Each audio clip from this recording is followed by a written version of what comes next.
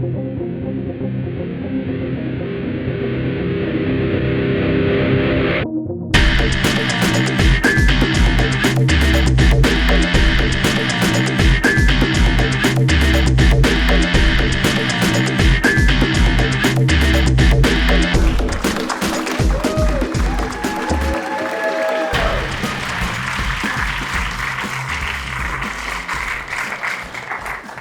everybody, I am Derek Russell. Welcome to the House of L this evening, live in Cleveland, Ohio, in the Gordon Arts District. Give it a hand. At the historic Capitol Theater, and we thank the Capitol Theater for allowing us to do this historic, I hate to use the word again, but it really is, for the premiere of Superman in Cleveland, Ohio this evening. So many people here, and we thank you all for coming out. We've got some fun things planned. Just to get started here, we've got a few little giveaways, so I thought maybe we'd do a little trivia for those of you sitting in the audience this evening. Let's see, first one I see raise their hand. Who can tell me the name of Superman's clone in the movie? You, sir. Ultraman. Come down here and get you a little prize back here from the House of L. That's your Daily Planet notebook, House of L sticker, and Superman number 27 cover with the leader building on the cover. Daily Planet, there you go. And you're wearing a Bizarro shirt. You may have, we won't call that cheating. That's fine, that's fine. Let's see, first one to raise their hand. What was the name of Clark's favorite band? You there, sir. Yes. Mighty Crabjoys, come down here and get you a prize back. Thank you. So many people went into putting on this event tonight, in addition to the Capitol Theater allowing us to do it. Well, that was cool there for half a second. That's even cooler. All right, I'll take that. And it's a good segue right there. The Siegel-Schuster organization, if you scan that QR code, you can become a member, donate, and help become a part of history here in Cleveland as the statues they have been working to unveil at Tribute Plaza come to fruition. We're so excited to see those. August 2nd, those will be unveiled for the city of Cleveland. Give those a round of applause as well, if you will. We also want to thank artist John G. Is John in here with us tonight? John G! Hey! Exclusive poster that you got this evening, your print. Also very phenomenal. So, that movie, didn't you have seen the film, and one of your own hometown boys is here to talk about his own work from the pages of Superman and the film this evening. Please welcome Mr. Brian Michael Bendis to the stage. Hey, hi, hello. Well, the last thing I'm going to talk about is my work, because I am. I never saw. This is my first time seeing it. You haven't seen the film yet. So I am. I'm a Cleveland resident. I born and raised. Yes. Lived here. Yeah. I worked in the old arcade for many, many years. Wow. At a comic book store called Super City Comics, where I designed the logo, if anyone remembers.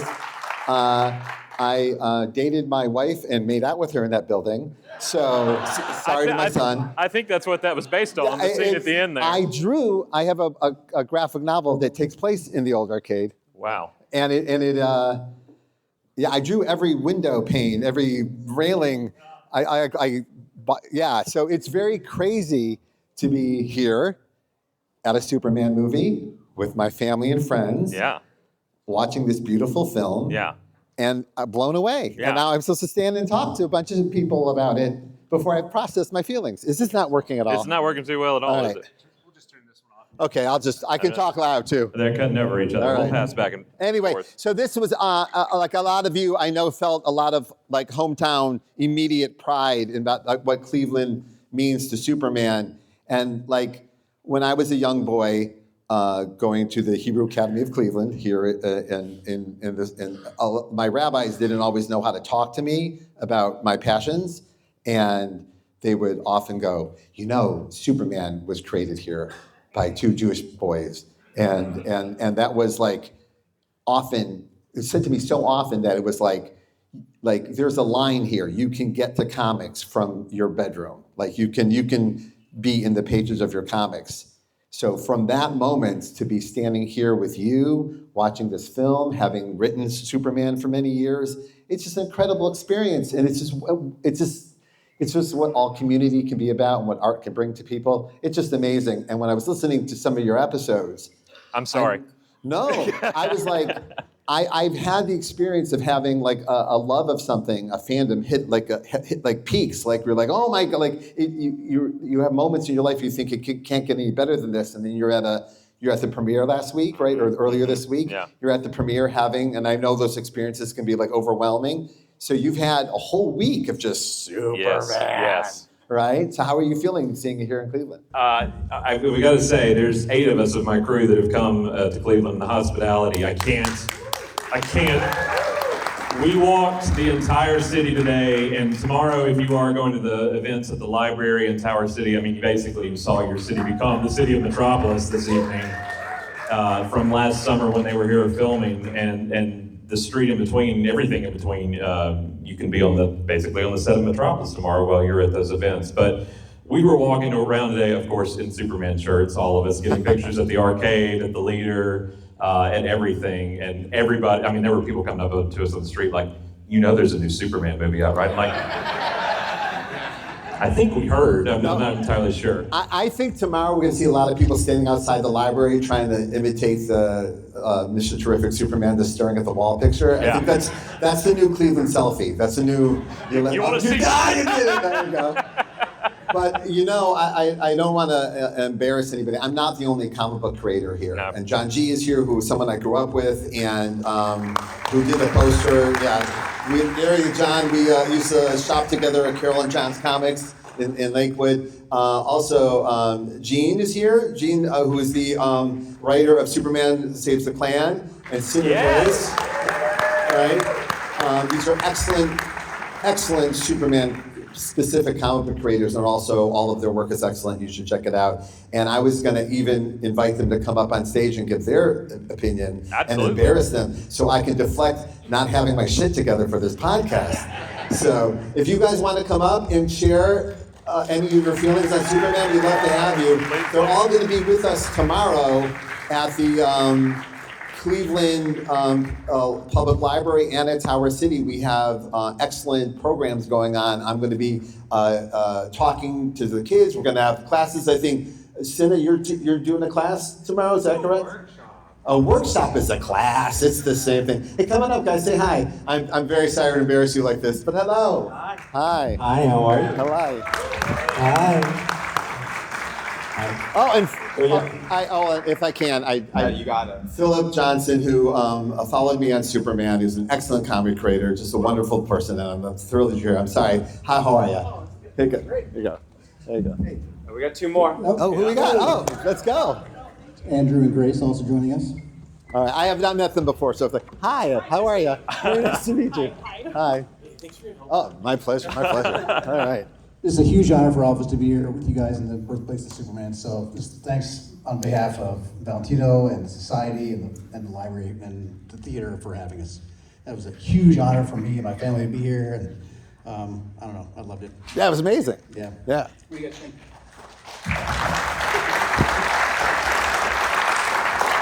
I thought it was incredible. Like Phillip said, I think being at the birthplace of Superman to watch this movie was a once in a lifetime experience. We felt so welcome by the community. It's been an amazing experience, and I thought that movie was like incredible in this really, really geeky way. I was not expecting it to be like that geeky, and it felt like there were so many things that were geared towards like just speaking to me and my personal connection to Superman. It felt like so personal to me. Yeah. I mean, well, okay, so, sorry, hi, my name is Sina. You don't remember this. We sat next to each other at the Iron Man premiere. Oh my God. Iron Man 1? Yeah. Wow. Yeah, and the LA story, sorry. And we were making fun of like how long people take to get ready for those things. And let me just tell you this, like this movie and this experience was like so much better than that. And there was just so much I got out of Superman than I left Iron Man being like, I don't know. And yeah, I was wrong, but for different reasons. And for this one, the thing I appreciated the most was that it spoke to what Superman is to me, which is like just that kindness and compassion and nuance. And I think that that's something the movie kept trying the whole time, was to understand and deliver the message of like love and nuance, and the nuance in love. And so that was really important to me. And it was crazy that I could have that parallel with you like a row ahead. I was like, oh man, like this doesn't matter to anyone else but me. No, Like, it mattered a lot. It does matter. And I will say, I was sitting there thinking, we were there at the beginning of what became this like trek of superhero cinema that has evolved into its own language, right? And it's incredible. And this is like a leap forward in where we were compared to the Iron Mans, compared to like the origin stories of the superheroes that kind of captured the first wave of these superheroes. And now here we are where, yeah, it's Guy Gardner, it's the Green Lantern, just go. Just keep going, don't worry about it. And it's such a wonderful place to be as a culture versus the meetings we have all been in. Well, how will they know where the superheroes came from? We in the early 2000s had a lot of weird meetings with Hollywood people who really were having a hard time wrapping their heads around all of this, right? So to have it be having it evolved to this space where we go, it's just fun. Just go, you got it. It's whatever you need to get out of it, you can have out of it. So that's an amazing thing. And I think about it a lot. I think about how this language of cinema has evolved, and it keeps evolving and growing because the audience is kind of like daring you to show me something else, give me something new, and the filmmakers that rise to the occasion. It's really an incredible thing. What did you guys think? Yeah, I'm putting you on the spot. There you go. All right, sorry. I thought it was good. All right. Okay, so I decided, as I got up here, what's my take going to be? So my take that I've decided is, I don't have a Superman book, I have a Lois Lane book. It was, thank you, wow. I invented Lois Lane, I'm excited to tell you. No, I didn't. So it was the first thing that when I met with DC, they asked what I wanted to do, and I was like, Lois Lane. And they were like, well, we don't really care about that, so go and do whatever you want. And I kind of get the sense that after this Rachel Brosnahan situation, that is not what would happen if I had asked them to do that today. So I loved it. I thought it was awesome. Yeah, it's awesome. Yeah. Do you want to go? Yeah. Go, God. Yeah. You got it. Out of solidarity, I mean, crypto, Yeah. right? Like this is for so. Like, I was bowled over. This is. So I actually haven't published my Superman story yet. It comes out on Monday. We're reading it tomorrow, and it's about the Justice League and food, right? So that opening scene where they're like, "Oh no, that's your favorite meal." The story I'm reading tomorrow is literally Clark's favorite about his favorite meal. So I don't know. That's gonna be fun. Say your name in the title. Oh, right, yeah. I'm Andrew Aydin. If you know me, it's probably because I wrote March with John Lewis.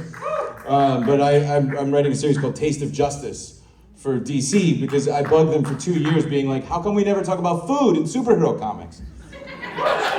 Naturally, right? And so each episode's like, it's like a webtoon scrolling, right? And we learn about just how characters interact with food, the human parts, the part that gives it heart, right? So of course there's a whole episode about crypto stealing food.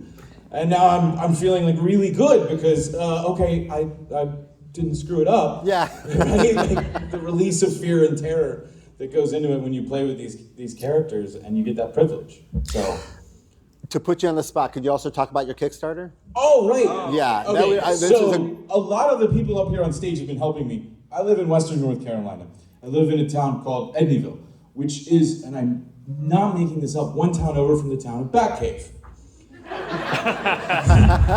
My exit off the highway, it's like 49A, Batcave, and it points that way. And everybody in my family is like, well, that explains some things. So we got hit very, very hard by Hurricane Helene. We narrowly survived. I mean, one of my neighbors passed, and it was a devastating time, but it's not over. The rebuilding is just getting started, and so what we've done is started a thing we call the Appalachia Comics Project. And it is to tell stories about the region, and we're starting with the story of Hurricane Helene, and the book is called Islands in the Sky, because we went without communication for so long you couldn't hear anything on the radio, and finally the first voice I heard was a preacher broadcasting from a mountaintop. And he said, "This is known as the land of sky, but tonight we are all islands in the sky, and we don't know for how long we will be that."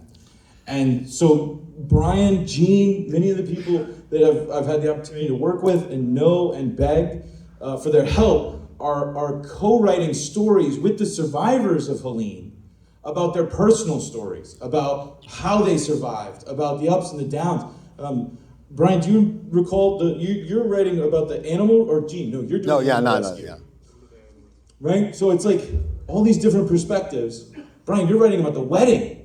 That's right. So someone was going to get married, and they got married even in the face of the rebuilding. And it's tragic, it's beautiful, it's amazing. And these are people who've never had the opportunity to write comics, right? We get to live our dream. And so we've got a Kickstarter going right now. It's called Islands in the Sky. You can find it on the website. There's postcards around. Valentino has them in the back. Or you can go to appalachiacomics.org. We're giving these people the opportunity. And also then when you read it, you'll understand something about what happened here in America, a region the size of Connecticut. It was completely cut off from the rest of the world. And you'll see that these people were heroes too. And so I'm just grateful for Brian and Gene and everybody else for helping, because this means the world to the people that I'm living with, and they need a little help right now. So, and also, so the Kickstarter is live.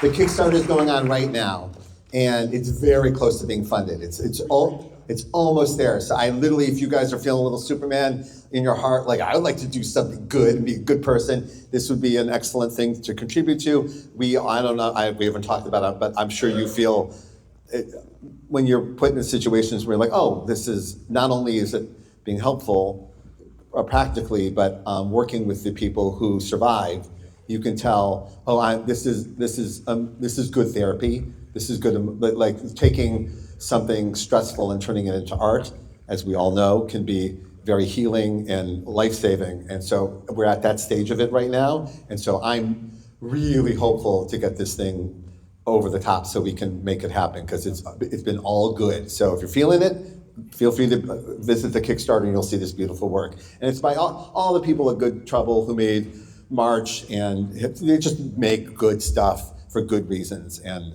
I was happy to give you a moment to talk about that. So thank you. What is your favorite part of this movie? Superman, who, by the way, this podcast has been going on for like 20 years. 20 years. Like this guy's had some ups and downs, right?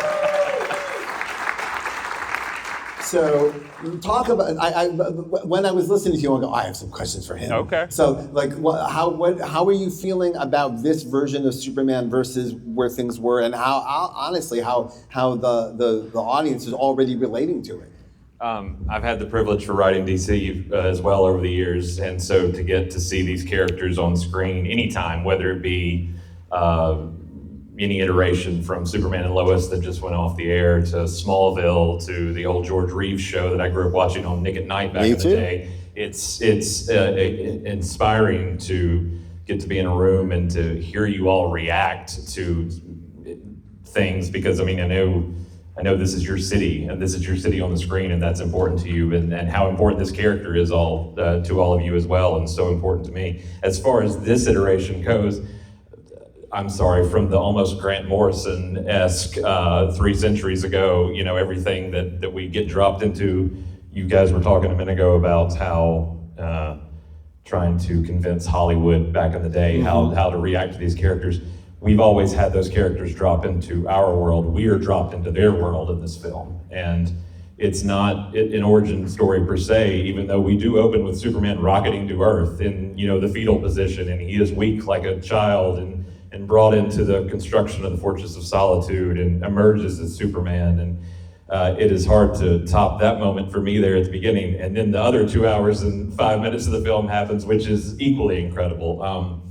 But there are so many moments to me that ring true for him, and really I think we owe a great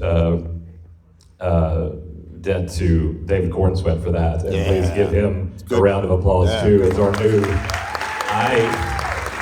Look, sitting in the Chinese theater Monday sitting behind Christopher Reeve's son, watching the film and all these people, but I kept forgetting I was watching an actor on the screen, because every time I look at him now, I feel like I'm just watching Superman. That's incredible. So it was huge for me. What about you guys? What about your favorite scenes in the film? Oh, any of the behind closed doors Superman and Lois scenes. Yes. They just, that chemistry. Absolutely. Yeah, I loved it. I think a lot of people dismiss Jimmy Olsen's swagger, and he obviously has it in this movie, which I really appreciate. For me, it was the return to the clearly on screen, the idea that the Kents are what made him human, what taught him to be human again. That was something I really missed. Honestly, we haven't seen it to this degree, I don't think, in a Superman film before. Like in the originals that the first movie, the Christopher Reeve film, just shaped my life. But in a way, in those films, he's kind of guided by the memory of his father or his parents, depending on which movie you're watching. And of course, the Kents are important, but it captured that moment where he's bummed out on the porch and he's talking to Pa Kent, and Pa Kent reminds him, I'm getting emotional thinking about it. Because I've had almost that same conversation with my own son. And it just made it so clear that how important the Kents were in making Superman who he was. And even if he was just a guy that was born to them as a man, he would still be who he is. He would be Superman in whatever way that he could. So that scene for me was just hugely important and really awesome. And also seeing as much Cleveland. I'm not from here, but coming here, It was awesome. Dude, it's awesome. Knowing how important Cleveland is in the history of Superman and seeing that stuff on screen, just the clear statement from the filmmakers that they really give a crap about that was just so cool. And being here is so cool.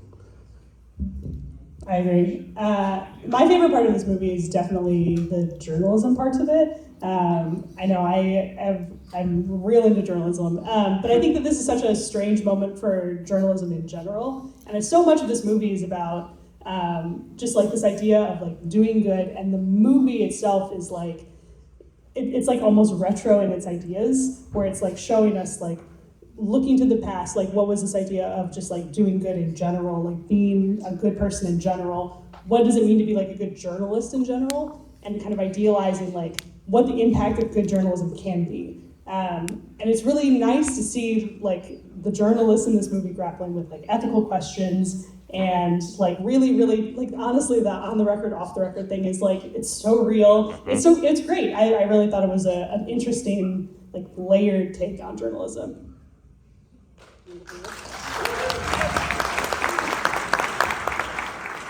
I think all of their things are my favorite things, but then also Guy Gardner's haircut.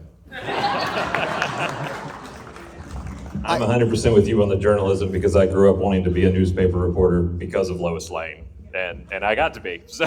Well, but you brought up, Guy Gardner. I've known Kevin McGuire for a very long time, and he's one of my heroes growing up.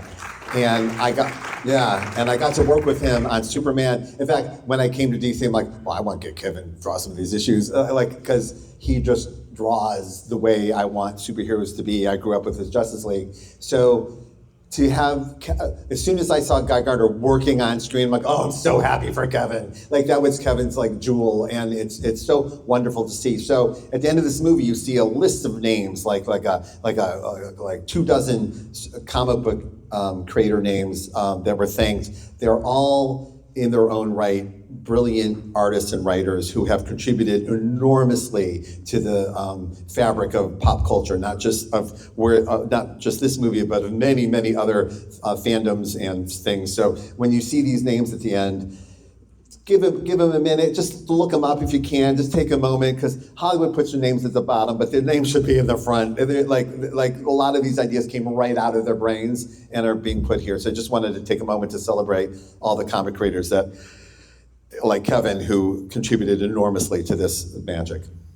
I think we've got time for one last question, but I have asked people in LA this week after seeing it a few times there. I've asked people here after seeing it a few times, but I want to know who everybody, I've gotten different answers across the board. So I want to know, starting with you, who you think stole the show this evening.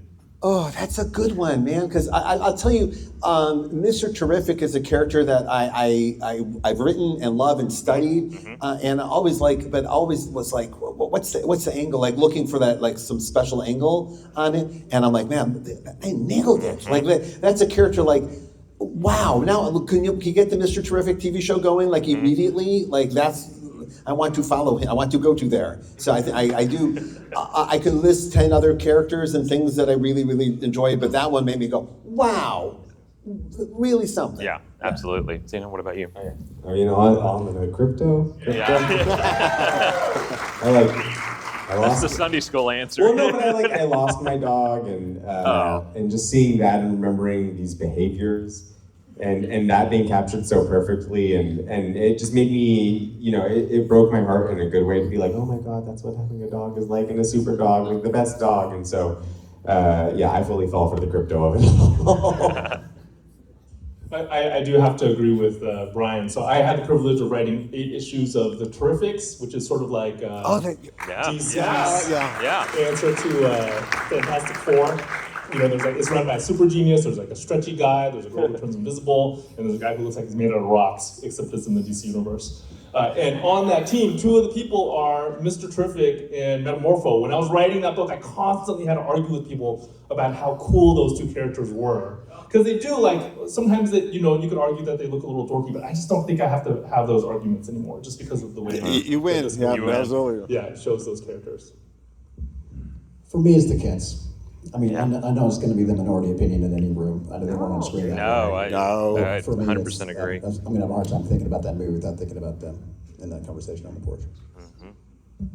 Oh, I feel so strongly that the answer is crypto. It's just every time he's on the screen, everybody shut up. This is all I care about.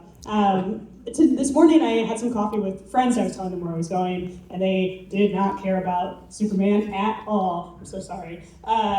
And then I told them that crypto is in this movie, and they were like, excuse me, what's going on? There's a super dog in this movie, and I'm not kidding you. They spent 20 minutes looking at pictures of crypto in this movie after having no interest whatsoever. And I'm really, really excited to tell them that there is like a high percentage of crypto content in this movie. I really want to see Wendell Pierce in more. Yes. Yeah. Right? I mean, like you have the wire thoughts immediately, right? Yeah. But as I don't know, right? But as Perry, because we talk about the journalism, and you know, you want to see that. You want to see first as a young reporter, and then also like, where's that TV show? You go grab it. Well, you know, and one more thing that I was gonna say one thing. Oh, please. Also, Otis as not a fuddy-duddy. Yeah. That was interesting. It took me a minute. I want to see more of that. That's all. When you said that, I was like, oh yeah, Otis wasn't a wimp. No, Otis was not a wimp, and it's fun to hate a Lex for once, because you always kind of love Lex. You love Gene Hackman, you love Michael Rosenbaum, but you want to strangle Nicholas Hoult in this, and he does an amazing job with it. Yeah, and the Kent thing, it hit me really hard too. And even when I was writing Superman, it kind of crept up on me. We have adoption in our family, and there is just an energy there, like a special kind of love that really can be overwhelming sometimes. And they captured it here. And often in Hollywood, it's one of those things they use as for negative stereotypes, like the movie Orphan, like just terrible. So seeing an adopted family supporting each other at the highest level, which is what I've known to be truth in many families that I'm around, it was wonderful to see on screen in a movie that has this message. And because being part of the adoption community, you're kind of always kind of like wanting to celebrate. Yeah, if you're thinking about adopting or thinking that's a path you want to go down, I celebrate you going for it, and so it's nice to see it in a movie that make people maybe consider it too. So I have not yet watched it without crying at the ending of him basically being in his pod with his origin story being told to him, but it's not the Kryptonian origin story, it's the Kents. It is phenomenal. Punk Rocker is now my favorite song of all time. It's just great. Thank you all for being here. Thank you guys. Thank you. If you want to see these guys tomorrow, pick up some cards in the lobby. Superhero Homecoming. You can find out more. The events going on at Tower City. The events going on at Cleveland Public Library. Of course, basically the scenes of Metropolis right in between. So check those out tomorrow. You don't want to miss it. Panels with each of these guys. I'm going to be on some of these. And Mr. Brady, he's around too. It's great to have you home. Thank you, Capitol Theater. Thank you, Siegel and Schuster Society. Please become a member of the Siegel and Schuster Society. You can scan that code right there. You can go out to the table out front and become one. You get a nifty little membership card, and you can be a part of Cleveland's history with the Man of Steel. And again, I think I said Capitol Theater again, thank you. And I want to thank my shoe crew, Tucker, Frank, Jason, Troy, Robin, all of you. Thank you. Thank you all for being here. Good night, everybody. Graham, I didn't say Graham. Graham, thank you too.